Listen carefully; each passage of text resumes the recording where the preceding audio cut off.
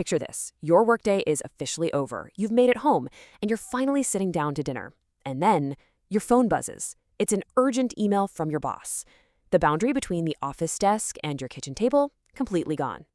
Welcome to This Explainer, where we're going to dive right into the legal and social battleground of the modern digital workplace, the right to disconnect. We aren't just talking about silencing your phone. We're talking about fundamentally rethinking labor, mental health, and human dignity in a hyper-connected world. Today, we are unpacking 6 key areas. We'll start with the digital burnout crisis, then define exactly what the right to disconnect means. From there, we'll look at the constitutional anchors, explore the 2025 blueprint, compare global models and gaps, and finish up with a master recap. Let's kick things off with part 1, the digital burnout crisis.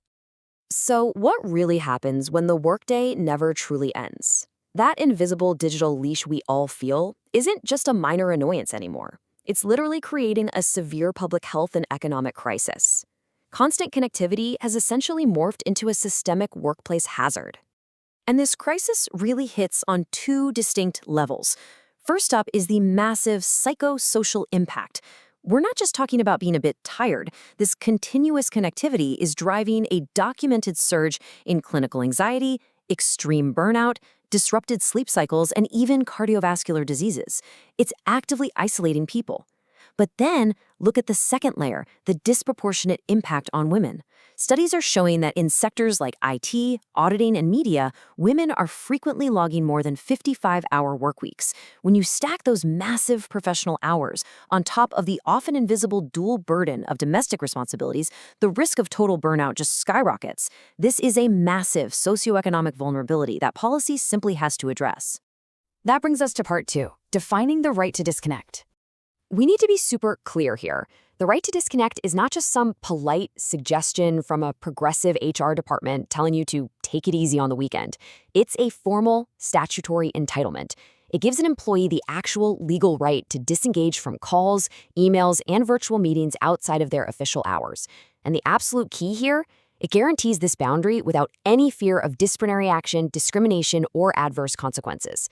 It completely shifts the power dynamic, protecting you from any employer retaliation just for enforcing your own boundaries. Moving on to part 3, constitutional and judicial anchors. Now, you might be wondering, how does a modern digital problem get solved by a constitution written decades ago? Well, it actually maps perfectly onto the core principles of economic justice. Article 38 creates this overarching mandate for a social order rooted in economic and social justice. But Article 39E is where the magic happens. It explicitly mandates the state to ensure the health and strength of workers are not abused. Article 39E isn't just some abstract text. It's an active constitutional shield against exploitation. And today, legal experts are using it as the direct foundation to fight digital overwork. And the judiciary has been busy laying the groundwork for this too. Let's trace the legal logic. Back in 1997, the landmark Vishaka case essentially established the right to a safe and dignified working environment, primarily focusing on physical safety for women. Fast forward to the 2021 Daviri-Wall case, and the Supreme Court expanded that umbrella, underscoring the absolute need for reasonable accommodation and humane working conditions. So you can see the trajectory, right? The legal definition of a safe workspace is evolving from purely physical safety to include psychological safety and humane digital boundaries. Which leads us to part 4, the 2025 legislative blueprint. Check out how this policy has evolved over time. Back in 2018, we saw the very first private members' bill trying to formally define this right. Now, it didn't become law, but it definitely sparked the conversation. Then came those judicial nudges we just talked about in 2021. And now, we have the renewed Right to Disconnect Bill 2025 introduced in Parliament.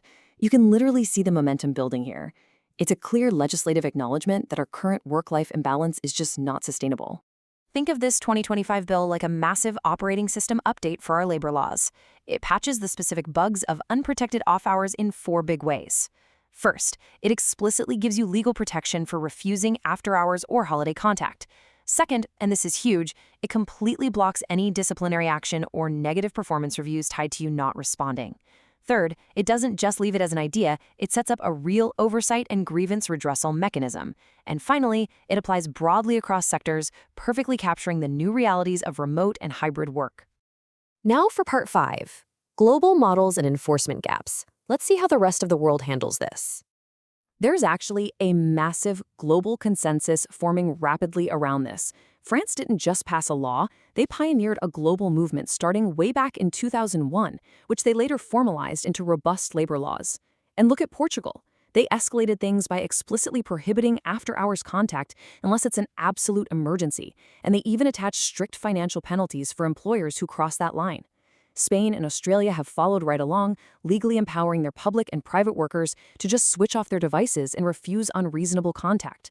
The global tide is definitely turning towards strict digital boundaries. But, of course, there's a catch. We have a serious gap between ambition and reality. The ambition is fantastic, shifting from voluntary corporate best practices to a strict rights-based framework that actually guarantees work-life balance. But the ground reality? It is fiercely complicated. I mean, how do you enforce this in the gig economy? How do you mandate rest in a hyper-competitive startup hustle culture? Plus, from a governance standpoint, labor is a concurrent subject under the Constitution. That means getting this implemented requires state and central governments to perfectly align, which is a massive administrative hurdle. All right, we made it to part 6, the master recap and future path. If you want to achieve total conceptual mastery on this topic, these are your 5 must-remember takeaways. First, the psychosocial impact and the severe dual burden on women are the core drivers of this legislation. Second, remember that the right to disconnect is a legal entitlement without fear of reprisal.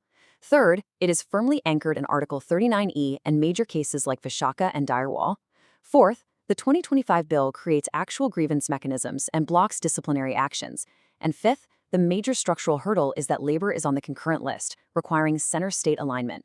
Lock those in, and you've got this topic completely mastered. And that brings us to one final provocative question. As we look ahead, we really have to ask ourselves, will the right to disconnect become a fundamentally respected workplace reality that actually changes corporate culture? Or will constant connectivity just remain the invisible, mandatory price we all pay for modern employment? The laws are clearly changing, but the real test is whether our culture is ready to change with them. Thanks for joining me in this explainer, and remember to keep questioning the systems around you.